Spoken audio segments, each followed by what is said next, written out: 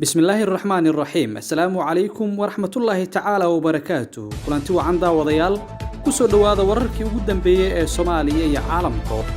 qodobada wararkeena aan idinku haynana waxa kamid ah weerar gaadma ah oo qorsheysan oo lagu qaaday hoyga Sheekh Sharif sida ay sheegeen madaxda xisbiyada qaran amniga madaxweynihii hore oo qalqal la geliyay xukuumadda Farmaajo wardaydiga ka soo saartay wararkii ugu dambeeyay ee dagaalkii Kismayo ka dhacay dowladda Soomaaliya oo gacanta ku dhigtay hogaamiye sare oo al-shabaab ah qaybaha dambana waxaan idinku haynaa maxaad ka taqaan taariikhda dagaal ee wadamada Masar iyo Itoobiya maxaad ka ogtahay labadii dagaal ee Itoobiyaanku ay ku jabiyeen Masar maxaa ka jira in Masaaridu ay ka baqayaan Itoobiya intaasi oo dhan waxaad kula socon doontaan wararkeena ay u diyaar garooba daawashada wararkaas oo faahfaahsan wahagaag daawadayaal intaan guda gelin wararkeena haddii aad nagu cusub tahay fadlan subscribe dhee channelkan si aad u hesho wararkii ugu dambeeyay ee Soomaaliya iyo caalamka aan ku bilaabo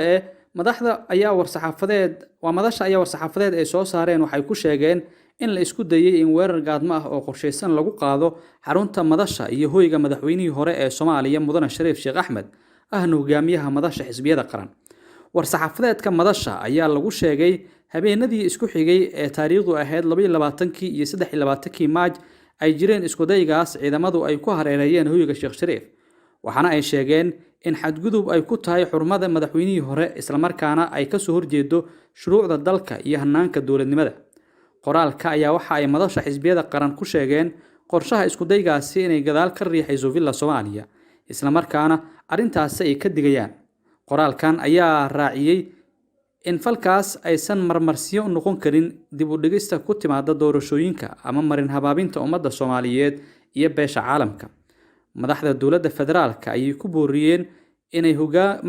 xooga saaraan howlaha qaran ee hortabinta leh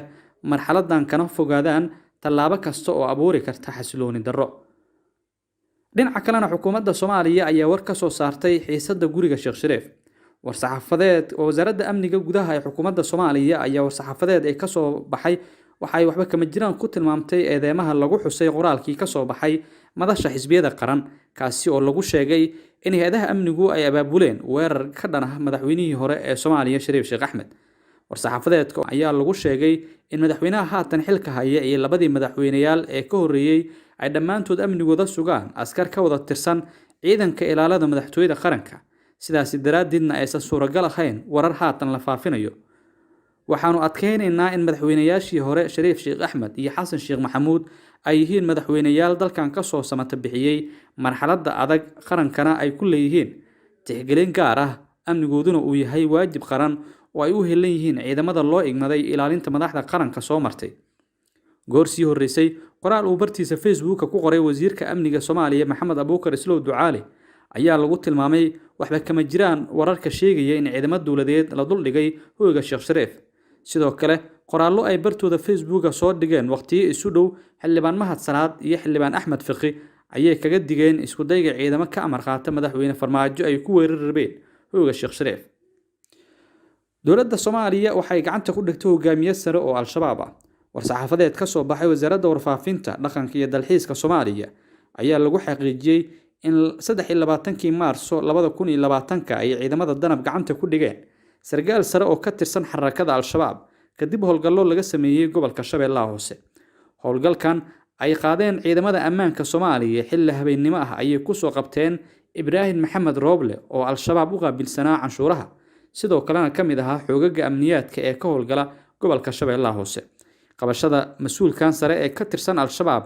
ayaa ku soo aadaysa xilli dhawaan ay ciidamada ammaanku furiyeen howlgallo ay ku qabteen madaxii sirdoonka al-shabaab Xasan Suuley kaasoo gacanta lagu dhigay isagoo ku sugan magaalada Jannaale soo qabashada mas'uuliyiintan sarsare ee ka tirsan al-shabaab ayaa ku soo aadaysa xilli ciidamada dawladda iyo kuwa amisom ay al-shabaab kala wareegeen gacan ku haynta magaalada Jannaale oo muhiim u ah isku socodka qaybaha kala duwan ee gobolka Shabeellaha Hoose al-shabaab ayaa weli ka hadlin warka ka soo baxay dawladda Soomaaliya ee lagu sheegay in gacanta lagu dhigay mas'uul ka tirsanaa al-shabaab oo lagu sheegay inuu u qaabilsanaa dhinaca canshuuraha laguna magacaabo Ibrahim Maxamed Suuley markana magaalada Kismayo haddii aan aadno xaaladda magaalada Kismayo ayaa degan kadib markii magaaladaasi ay ka dhaceen dagaallo khasaare sababay ku dhawaad 10 qof ayaa lagu soo waramayaa inay ku geeriyoodeen dagaal qaraar oo saacadihii la soo dhaafa ka dhacay deegaan galbeedka ka xiga magaalada Kismayo ee xarunta gobolka Jubbada Hoose. Dagaalka oo ahaa mid culus ayaa yimid kadib markii ay isku dhaceen laba maleeshiya beeleed oo ku wada sugan Ungumi oo ka tirsan gobolkaasi. Xaaladda ayaa haatan ah mid aad u kacsan iyadoo dadka deegaanku ay cabsi ka muujinayaan inuu mar kale dagaalku dib u soo qarxo. Arrintan ayaa xaaladda ku sii cuslaysiinaysa madaxweynaha Jubbaland Axmed Madoobe oo dagaal kula jira dowladda federaalka Soomaaliya. Markaana waxaan eegaynaa taariikhda dagaal ee wadamada Masar iyo Itoobiya. War cusub oo ka soo kordhay ismariwaaga dhismaha biyo-xireenka webiga Nile ayaa sheegaya in dowladda Itoobiya ay ku gacan saartay dalab uga yimid dhinaca Masar oo ah inay bilaabaan hawsha la xiriira qodista biyo-xireenka kaasi oo ilaa hadda la dhameystiray 70%. Waxaa biyo-xireenkan laga sameynayaa webiga loo yaqaano Blue Nile oo u dhow xadka ay wadaagaan dalalka Itoobiya iyo Ciidan. Itoobiya ayaa doonaysa inay sanadkiiba biyo-xireenka ka dhisto 40 bilyan oo mitir laba jibaaran sida uu sheegay wasiirka biyaha ee wadankaasi Selji Bekele. Mar uu ka soo laabtay safar uu ku tagay caasimadda Masar ee Qaahira ayuu wasiirku intaa ku daray arrintan sax ma aha annaga ku dheena waxaan u baahannahay horumar mustaqbalka ah. Sidoo kale biyahan waxay soo marayaan Ciidan taasina cadaadis ayay saaraysaa. Waxa kale oo uu sheegay in dalabka kale ee Masar ee ku aadan biyo-xireenka Aswan uu yahay mid aan la aqbali karin. Haddaba dagaal ma dhex mari karaa Masar iyo Itoobiya? Maadaama la isku mari waayay wada xaajoodka suurtagal ma tahay in arrintu ay isku beddesho ficil military. Dad badan oo ka mid ah kuwa wax indheeya waxay sheegayaan in dagaalka adduunka ee xiga uu noqon doono mid ay sabab u yihiin biyaha. Waxaana jira dhowr meelood oo ka mid ah caalamka oo ay ka taagan yihiin xiisado la mid ah tan ka jirta gacanka Nile. Ismariwaaga dhismaha biyo-xireenka Nile-ka wuxuu horseedi karaa dagaal ku saabsan biyaha haddiiba ay Itoobiya heshiis la gaari weyso Masar iyo Ciidan. Inkastoo qolyaha arrintan u dhun daloola ay rajo ka qabaan horumar laga gaaro xaaladda ka taagan gobolka. Masar waxay u tahay webiga Nile, sidaasi waxaa oran jiray faraacintii hore, laakiin waxay ilaah ahaan u caabudi jireen webiga Nile-ka kumanaan sano ka hor iyo weliba xilliyadii ugu dambeeyayba. Masar oo gacan ka helaysa gumaystaha Ingiriiska waxay khilaaf ku lug lahayd khilaaf siyaasadeed oo salka ku haya webiga Nile. Waxay Masaaridu damacsanaayeen in webiga qulqulkiisa loo soo weeciyo dhankooda oo kaliya si ay iyagu uga faa'iideystaan. Hase yeeshee Itoobiya ayaa mar walba hortaagnayd rabitaankaas maadaama ay tahay wadanka uu ku dhamaado webiga. Sanado badan ayay taagnayd sheekada la xiriirta in biyo-xireen laga dhiso Blue Nile, balse markii Itoobiya ay bilowday inay dhisto biyo-xireenka waxaa qarxay kacdoonkii dalalka Carabta. Masarna waxa ay la tacaalaysay arrimo gudaha wadankeeda ah. Dagaalkii ugu horreeyay ee labada dal. Laakiin ma jireen iska horimaadyo military hore oo u dhex maray Masar iyo Itoobiya. Laba jeer ayuu dagaal dhex maray labadan wadan. Itoobiya ayaana ku guuleysatay labadaba sida ay sheegeen dad badan oo ku xeeldheer taariikhda. Masar waxay noqotay wadan awood military oo aad u weyn ku leh qaaradda Afrika xilligii ay soo ifbixaysay boqortooyadii Cusmaaniyiinta. Sidaasi awgeedna in Itoobiya dagaal la galaan waxay ahayd lama huraan maadaama Itoobiya ay ahayd boqortooyo awood weyn ku leh qaaradda. Bishii December ee sanadkii 1874 ciidamo ay leedahay Masar oo tiradoodu ay dhan tahay 1200 oo askari ayaa ka baxay dekedda Kassala. Waxaana hogaaminaya sargaal u dhashay Switzerland oo lagu magacaabi jiray Monsinger. Bishii October ee sanadkii 1875 ciidamo kale oo ka socday Masar oo uu hogaaminayay korneel u dhashay Denmark oo lagu magacaabi jiray Son Arendop ayaa qabsaday gobolka Genta. Waxaana ergey ay u direen boqorkii Itoobiya xilligaas haystay iyagoo ka dalbaday in la calaamadeeyo xuduudda. Laakiin ergada intii aysan boqorka gaarinba waxaa ka hor maray war sheegaya in Masaaridu ay ciidamadoodu ku xoojinayaan 2,000 oo askari ayna ku jiraan ciidamo Itoobiyaan. 14 bishii November 1875 ciidamadii u watay korneel Arendop waxaa lagu weeraray gobolka Gonted.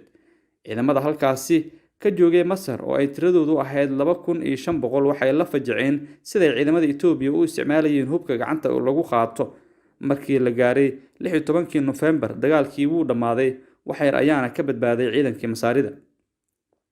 Dagaalkii Gore 1876 kadib markii Masar looga adkaaday dagaalkii hore, ciidamada Masar oo tiradooda la gaarsiiyay 20,000 oo askari ayaa weerar ku qaaday Itoobiya sanadkii 1876. Waxaana markaas hogaaminayay Maxamed Rate Barbasha iyo generaal u dhashay Mareykanka oo la oran jiray William Loring. Markii ugu horeysayba ciidankii Masaarida waxay gudaha u galeen magaalada Gore ee dalka Itoobiya. halkaas ayayna fariisan ka samaysteen. 5 ilaa 6 bishii November ciidamo Itoobiyaan ah oo ay tiradoodu dhan tahay 200 oo markaasi 200 kun aan u hubeysan ayaa bilaabay weerar ka dhana ciidankii Masaarida. 8 iyo 9 bishii Maarso ee sanadkii xigay ciidamadii Itoobiya waxay weerar ku qaadeen magaalada Gore. 10 bishaasna abaanduulihii ciidamada Masaarida ayaa qaaday dagaal rogaal celis ah, si weyn ayaana Masaarida loogu jabiyay halkaas. 12 Maarso qunsulkii Faransiiska ee magaalada Masawa oo lagu magacaabi jiray Monsieur Sarjag ayaa taagay goobta dagaalka ciidamadii dhaawac ahaa ee Masaarida. Waxaa loo daadguriyay magaalada Masawa. Ciidamada Itoobiya waxay markaas ku hareen goobta dagaalka waxayna la wareegeen qalab ciidan oo aad u fara badan oo ay wateen ciidamadii Masaarida.